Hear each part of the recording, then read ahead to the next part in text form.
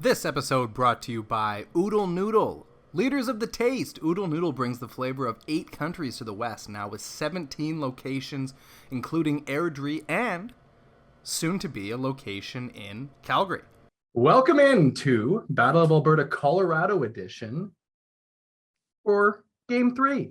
The Oilers are now down 3-0 in the series. We've got Wanye, he's an Oilers fan. We've got Printzy, he's a Flames fan. He's having a great time. He's happy. And we have me, Cam Lewis. I'm impartial. I am the host, and I don't cheer for either team. I'm just here to be objective and guide the conversation. All right. So let's dig into what just happened. The Oilers lost Game 3, the first game of the Western Conference Finals in Edmonton, by a score of 4-2. Connor McDavid. A heck of a game. It was a fun game. Yeah, it was. Great game. Connor McDavid scored, 30 seconds into the game. Colorado goes up 2-1. The Oilers tie it in the third on a great goal from Ryan McLeod. And then late in the third period, the Oilers have a prime opportunity to pull ahead. Evan Bouchard takes a shot from the point, hits the post, and then immediately after, JT Compher comes out of the penalty box, gets a partial breakaway, and scores a soft goal of Mike Smith. Flames are not the Flames, man. I'm already thinking about you, Princey. I'm looking. Saying Flames. I'm sitting here looking at you and all your paraphernalia, your Rhett Warner jersey. Rhett Warner. I'm still thinking that it's the second round. The Avs go and score an empty net goal. They win the game 4-2. Now they're up 3-0 in the series. Only 4 teams have ever come back from down 3-0. Do we think the Oilers can do the impossible and come back? Wanye, I'll start with you. Well, they definitely could. I mean, they have 2 players that are already playoff, how would you put that, scoring leaders in other years already. In terms of output, the Oilers could win 4 straight games. I mean, they won 4 straight against their neighbors down south. Will they? I don't know. I don't think it's even worth shitting on them 1 ounce of pressure right now. Just it is what it is, and you're down 3-0. I don't think that you need to look that far down the road. Just look to try to win 1 at home and build off that. Princey, what do you think? Do you believe you've seen the Oilers win 4 games in a row before? You remember that? Recently, you sack of shit. It was recent. Do you think they can do it again against Colorado? Is Colorado better than Calgary? Yeah, I think Colorado's just a little bit better than Calgary is, Proving to be the case. It's just like Wanye said, they can do it. It's whether or not will they do it. You got to kind of do, unfortunately what my team tried to do, but they couldn't do it. You just have to focus on 1 game at a time right now. You can't look at, oh, we got to get it to game 6. You got to just focus on 1 game. Look at it this way. Win 1 game. If you're in a rowboat and it's sinking, right? Mm-hmm. But the rowboat's also on fire, right?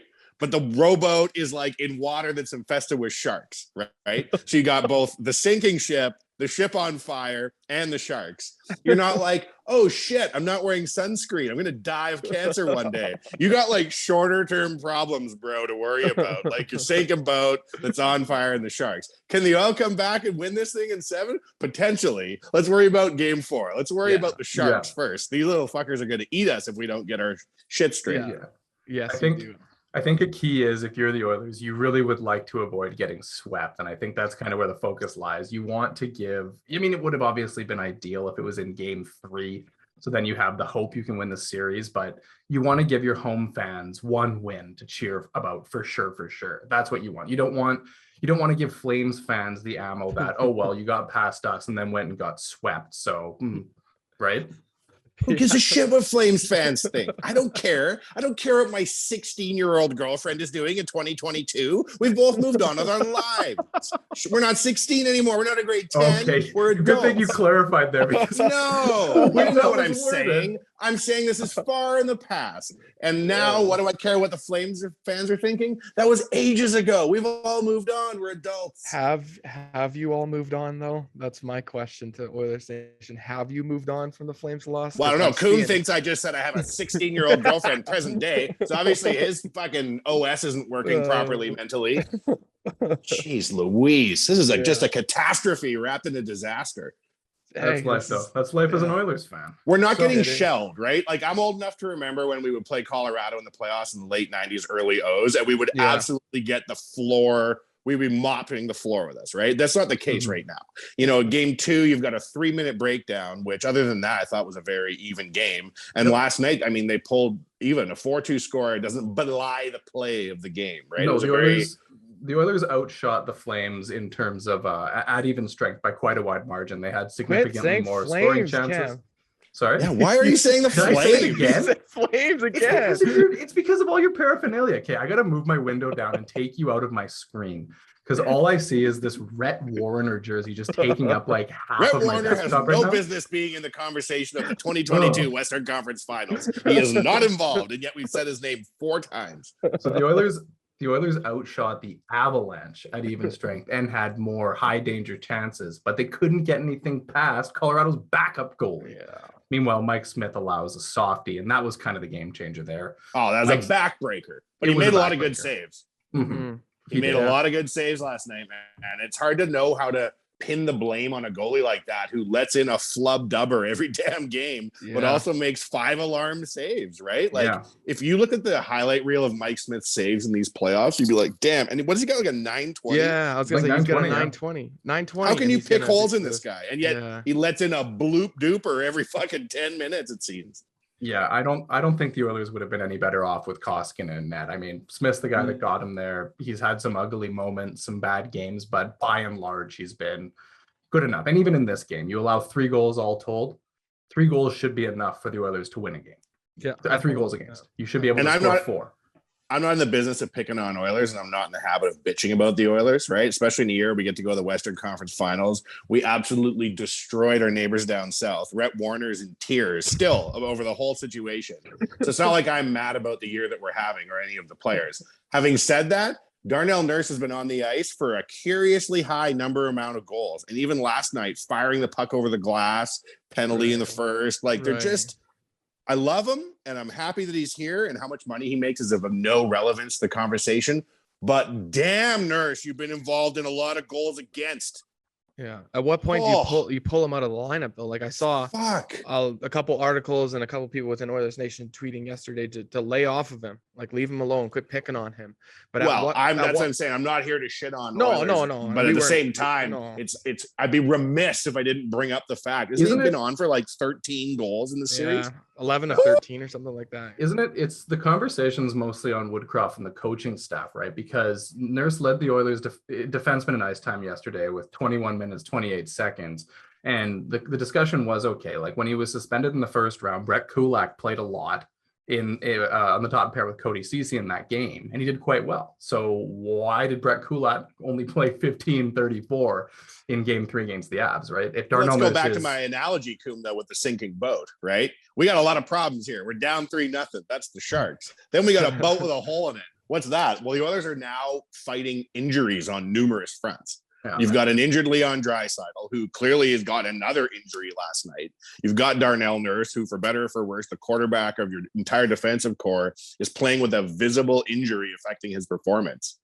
But, like, again, that doesn't matter if the Sharks eat you, right? Will my boat be floating in an hour? It doesn't matter. Can you make it through the next 20 minutes? That's a good segue to the next thing I want to talk about, is Leon Draisaitl and his injury. It kind of seemed like Nathan McKinnon maybe slew-footed him early. Of course he did. Was it intentional, or was that? Of course he did. Just a tough hockey play. I tweeted that he's a sack of shit, and Grant Fuhr liked it. So if you need any bigger bloody approval than that, if 31 agrees that it was a slew foot, it was a slew foot. Yeah. I think it came across as a slew foot for sure. You slow it down, it looks like that. I mean, Nathan McKinnon is strong. The guy's an ox. So I mean, like, yeah. Would he slew foot Leon Draisaitl knowingly injured in the playoffs? You betcha he would. Probably would. Yeah.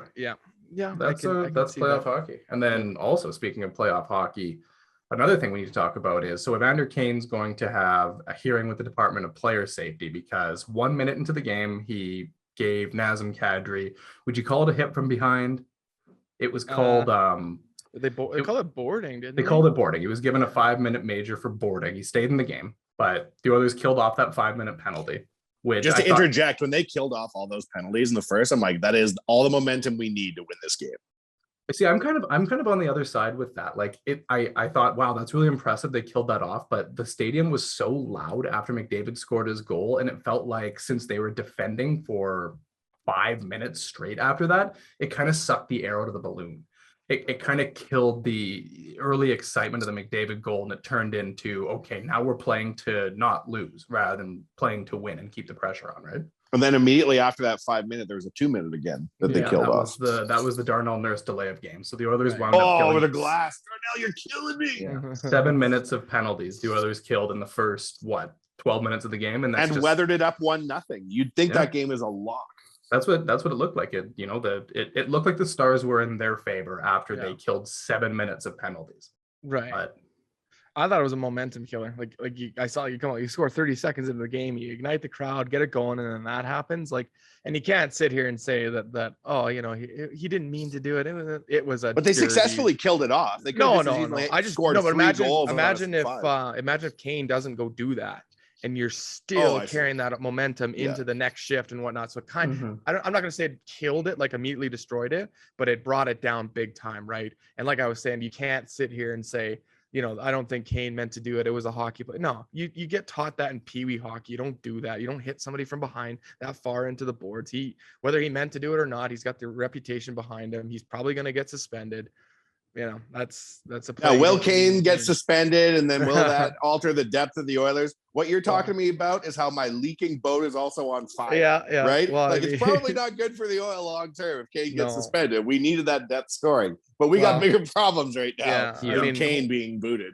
Hopefully he gets suspended, because I don't know if he's going to be able to afford the fine. So. Wow.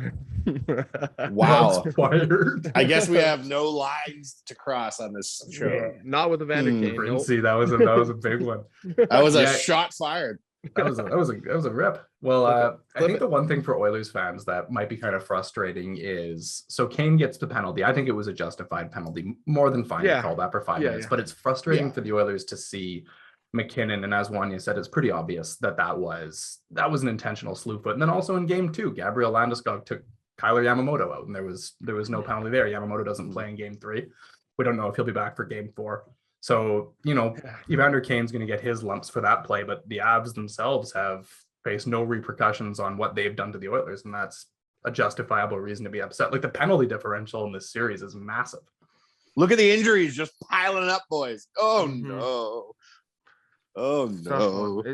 Are the penalties, though, in that lopsided in Colorado State? And again, you're getting this from a Flames fan, because the Avalanche are top to bottom so fucking fast that you're having to take penalties against these guys. Like, I mean, you're also taking stupid penalties, like shooting it over the glass and stuff like that. So, like, I saw it's like, what is it, 16-7 or something like that, where the power play is in favor of the Avalanche. But are all of them justified to the Avalanche being a stronger, faster team, and you have to take penalties? Like, you have to hook and hold, and you have to get these guys out of the play. Like, I'm not too sure about that one. It's an interesting thing to look at, because the Avs had the most power play opportunities in the league this year by a very wide margin. They had 279 power play opportunities. The next most was Florida, 262, and then Tampa at 259.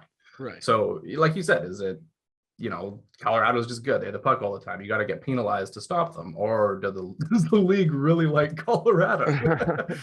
I mean, if you're an Oilers fan, you can tell yourself the league really wants a Colorado final, and then you can call it a day, right? I think if you're the league, you want Edmonton in the final, though. Like, you want your star McDavid, you want the Moss pit, you want Rogers Place. But at the end of the day, we're talking about the league manipulating penalties. I don't think that's a real issue. I think that's just how the series has gone. And yeah, maybe Colorado has gotten a little bit more in their favor than the Oilers, but there's nothing you can do about it. We can sit here and cry and complain on a podcast, but you're talking to me about like the weather right now while my boat is sinking and it's on fire and sharks are about to be. Oh, it's also cloudy out.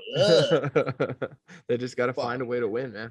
I guess what my question for you, Printzy, is what would Rhett Warner do? Right? In a situation like this, would he dig deep? Would he go into his bag of tricks? We're joking about the Rhett Warner jersey, and this is just an audio element for Battle of Alberta, but I have a Rhett Warner jersey hanging behind me, and I've had this jersey for 16 years. I've been a Rhett Warner fan. When all these kids growing up were, Joe Sakic, Steve Yzerman, even Iginla, that was their favorite player. My favorite player growing up was Rhett Warner, just because I like. So what do we look to Rhett? What would he tell us to do down 3-0? What would be his sage advice?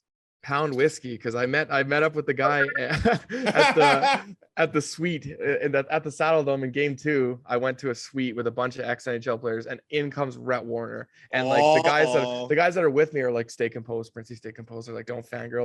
I'm like, oh God, like what do I do? late. Don't go ask for his autograph. So like, I just went and pounded whiskey with the guy, and yeah, that was the game where the Oilers came back on the Flames, and we watched it right in front of us. And yeah, there was some angry was a nice faces game. I like that game. I mean, I like it because I was in the suite, but. So the Rhett Warner advice down 3-0 in the Western Conference is to pound whiskey. Just start pound whiskey. Well, I don't think it's Angry- a bad play. Angry tweet. If you're an Oilers fan, that's a completely reasonable way to go into Game 4. Is a little bit loose. Did you see that guy who chugged all the whiskey on top of the I light did, standard, and then he yeah. barfed all over the crowd? Apparently? Yeah, he did. That was against Oh, that was when last they round, took right? out the King. I think that was when they took out the Kings. I don't think it was Flames yet. I think it was That when is- they took out Game 7 after the Kings. Yeah. Those that is two what you call an pictures- Edmonton riot. Do we Yeah. light Yeah. things on fire? No. Do we climb things, chug whiskey, and projectile vomit? Barf all Oh, over yeah. people, yeah. That happened in 2006 as well. There was somebody on White Up that climbed, what was it, all the way up one of the lights? Light poles. Oh, yeah. many times. Yeah. Many Yeah. times. Back Yeah. in the day, no one had phones. Everyone had arms for climbing. We were Yeah. climbing everything in 06. Anything we could get our hands on. Well, let's hope the Oilers give their fans an opportunity or a reason to go batshit crazy after Game 4, because I think the goal here is don't get swept. Give the home fans a reason to be excited. That's the goal here now, in my opinion. Fair enough, man. I mean, at the end of the day, we talked about this before we aired the podcast here, is regardless if the Oilers get swept, if they lose in 5, if they lose in 6, all the talk on Twitter and all the talk for the rest of the summer and into the next year, into the year after that, and then to year 5, 6, 7, 8, 9, 10 is we beat the Flames in round 2. That's all it's going to be. You guys have already won the Stanley Cup. Emotionally, Yeah. I will never leave Yeah. Game 5 against the Flames in 2022. Exactly. Just strutting around. You guys are crying. You and Mhm. Rhett Warner crying in your whiskey. Everyone's so sad. Matthew Tkachuk is dormant. Brady Tkachuk is unseen. Yeah. Everybody up here is doing La Bamba. I don't Yeah. need to have a lot more happen in my life to be happy forever, Yeah. to be honest. That's what I mean. See, whether you guys win or lose, yeah. Here's another really random thing is the Central Division really has been owning the Pacific Division as of late. If the Oilers do wind up losing to the Avs in this series, it'll be the third year the Oilers have been knocked out by a Central team. In the bubble, they Right. lost to Chicago. Obviously, that was and then the following year in the All-Canadian Division, they lose to the Jets. I mean, they were in the same division, but they're a Central Division team, Yeah. so they lose to the Jets. And this year it's Colorado. So I will say at least it's moving up trajectory-wise. I'm more happy losing to the Avs than I am the Blackhawks, the rotting husk of the Blackhawks. But still, it's there's a lot of ammo out there right now. And I mean, this is where we can kind of band together, all of us. People online are saying the Pacific Division's a joke. Do you think that's accurate? Fuck these idiots. There's I think no it's- way we got ripped off this year in terms of the output of the Oilers. And even the most hardened cynic of the Edmonton Oilers cannot look at what they've done in 2021, 2022 and bitch. No, I agree. I think, I mean, Colorado, you got to look at it like they're a very good team. Like there's a pretty fair argument to make that they're the best team in the league. I mean, they finished second in the league standings behind only Florida. Florida gets to face easier teams, Ottawa, Montreal, Detroit, Buffalo. Whereas, Colorado plays in the Central. Like I said, it's a pretty deep division. They play Minnesota, St. Louis, Winnipeg's a solid team, blah, blah, blah. And they put up the record they did. Like they're very damn good. I don't think there's shame in losing to a team like that. It's fine. I don't think that it's, the Oilers got walked here. They've been in pretty much all the games save for game 2 that just they couldn't score. But it's not like the Oilers have been blown out of the water. I don't think it's, wow, the Pacific Division sent this team to just get automatically railed by the Central Division. I don't think that's really fair. You can't say that and then get mad at me thinking I said I had a 16-year-old girlfriend. You're just a sassafras. That's your problem, Coom. You just say whatever the hell pops in your head. Just yell it out in the podcast. That's what we all do. That's the whole point. We got Printzy saying, Printzy making fun of Evander Kane. You got a 16-year-old girlfriend. I'm saying rail. We're just weird guys. Thank God no one's listening. The tough thing about what you said though is if you said the Oilers played hard, I think they competed hard, whatever. If they end up getting swept, no one's going to remember what each individual game is like. We lost to the Oilers in 5. Was it a good series, a hard fought series? Yeah, it was. But everybody just remembers that it's 5, not 7. So that's going to be the tough part. Yeah, I remember I'm that shocked series. that you remember. Yeah, I remember when that happened. So if you guys get swept in 4, no one's gonna remember that it was a good close series. They're just gonna be like, no, you guys are out in 4. Unfortunately, We have that's entered a how- new era of Oilers hockey, right? Like we We got have, yeah. absolutely in the bubble there. Those are weird asterisk years where, we made the playoffs now Yeah. 3 years in a row, but it's With no fans, so weird. it's kind of like they're weird it's- games. Yeah. Is it reasonable to think the Oilers can have a season as good as this one next year? Yes. Right? Sure. Like they're going to have Yep. some players leave and there's question marks and, those are problems for another day. But like the Oilers now, in my mind, are the top 6 teams in the NHL for the next 3 or 4 years, barring any huge left-hand turns. Right. Right. And I'm not going to bitch my way through these years. I'm going to enjoy myself. Like this is I would go into game 4 loose as a goose and just be like, well, we'll be back here next year, probably, you bitch. We talked in the last episode that it's key for teams to have these learning experiences. Like, look at the Washington Capitals. How many times did they get, taken down by the Penguins or whoever it was before finally busting through? Tampa Bay, they got swept by the Blue Jackets in the first round before they got through. Colorado last year, they blew a 2-0 lead in the series to Vegas, and Vegas got through them. Like it's not automatic. Not everyone's the 2010 Blackhawks and they win in their first playoff run. Like it takes time. Yeah. That's a valid point. I mean, for us in the Pacific Division, I'm also a little. I mean, you would think that somebody like LA might drop off. Maybe, I don't know, but Vegas is not. I don't think Vegas is going to be crap next year. So I think that there's going to be another spot open. So whether that's Calgary, Edmonton, LA, like you got somebody else is coming. Like Edmonton. Is Vancouver going to be better? No, it's Edmonton. Actually, I guess Edmonton's taking that spot. Edmonton's taking that spot, but right now we'll take that. I mean, as much as Tyler Yaremchuk seems to think that the Pacific Division banner belongs to the Oilers right now for beating the Flames in the playoffs, no, it still belongs to the Flames. So you got to knock them off to finish it first. Well, you can say, is there I suppose 5 games, we could do it in 4. It's not much more we can do to knock you off. You got 82 next year. You got to finish higher than them. How many points clear of the Oilers were the Flames in the regular season standings? How 7. many points up were they? 7 points? I don't know. I made it up. Okay, I was gonna say I don't know. I don't know the actual answer to that. It was okay. The Flames don't even know your own numbers, Rhett Warner? You were right. It was 7. Was it 7? Yeah, it was 7. Oh shit, Printzy, what you know about that? Hey? In my head, I'm like, that actually sounds like a good number. I'm gonna roll with that. Actually, I'm gonna pretend like I knew it too. Here's the other thing. Here's the other thing. So the Flames won 50 games. The Oilers won 49, and then in the playoffs, the Oilers beat the Flames 4 times. The Flames beat the Oilers once. So the Oilers had more wins this year than the Flames did. So they're the Pacific Division champions. There it is, by all metrics. I was talking to Tyler too, and he was telling me about the parade that they're planning in Edmonton for beating the Flames. So are you guys going to raise so you're going to start the parade, go right to Rogers, and then raise the Pacific Division banner after your. The third car in the parade is a flatbed truck reserved for good Flames bloggers. It will be empty, and we will just huck garbage in there during the entire parade while we live a rich and full life in front of our state-of-the-art arena, while yours collapses upon itself. And Johnny Gaudreau leaves in free agency to sign with the Johnny Philadelphia Flyers. Matt Tkachuk demands a trade to Ottawa. Pew, pew, pew, pew. See you later, bitches. Jacob Markstrom retires. Well, I was thinking, as long as Johnny Gaudreau doesn't have Darnell Nurse's agent, I think we might be fine on the number. We got him for quite a while. He makes more than Cale Makar. Oh no.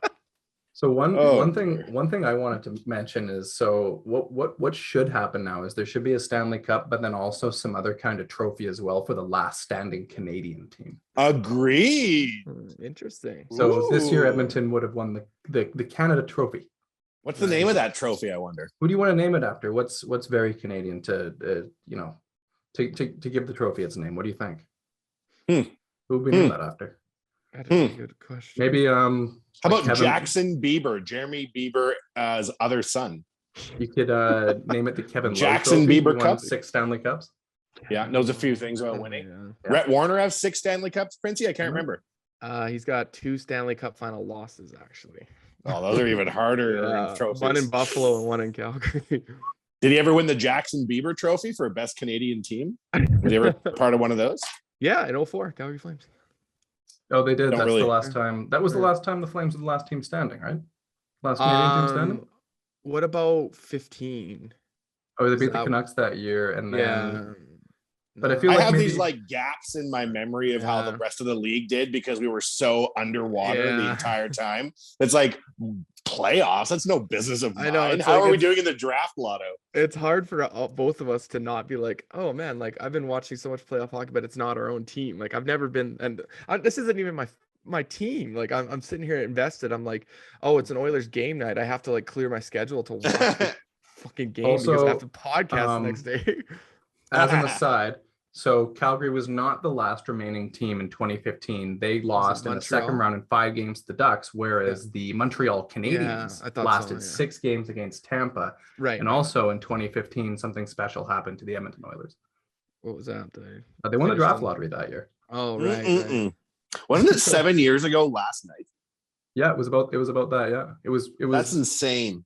not last night. I don't think it was within the last couple weeks though, for sure. Oh, for I sure. thought they said on TV it was a set. Anyways, it was must be Yeah. Something 7 like years. Anywho, Congrats. Anyhow. Yeah.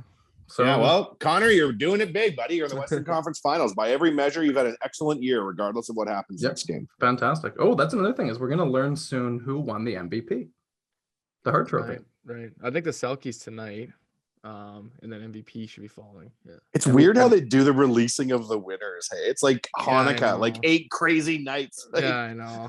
Yeah. What the And fuck? like Daryl Like a Sutter new- wins. Daryl Sutter wins to Jack Adams. His own brother announces it, and he's like, "Thanks," and just like straight face. Like, God, the charisma of 2 cattle prods. Hey, those two. I got hay to Fucking cut. hell. What am I doing there?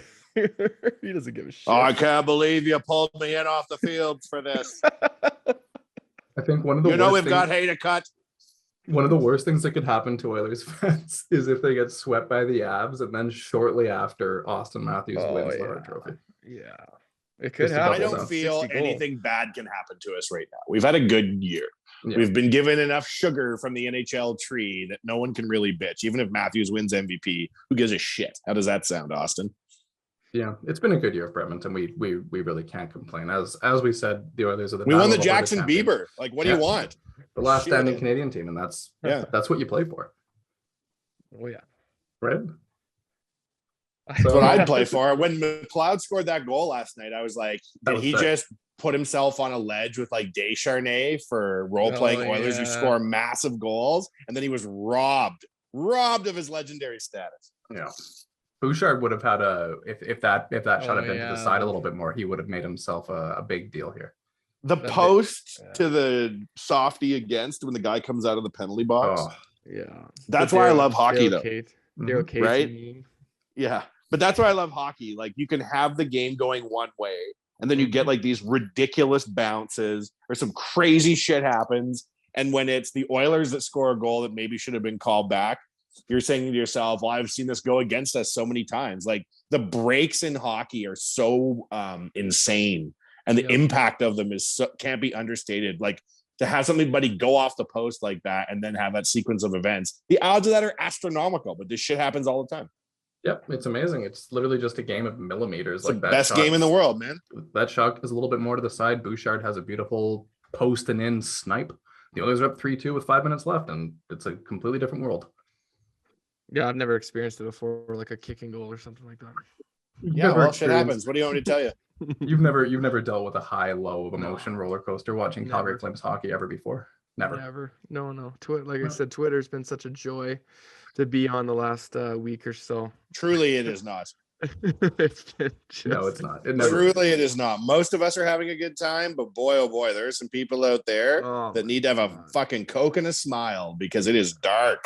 It is Yeah. dark. Yeah, these angry Oiler fans. We post something that's not even relevant. to the Flames Oilers fans and- too, you little shits. Yeah, I know. We've got some guys on the army that aren't taking it too much. We're shit. mixing it up. Yeah, no, it's as much as this has been fun, I'm kind of looking forward to Twitter taking an absolute backseat here because this is getting ridiculous.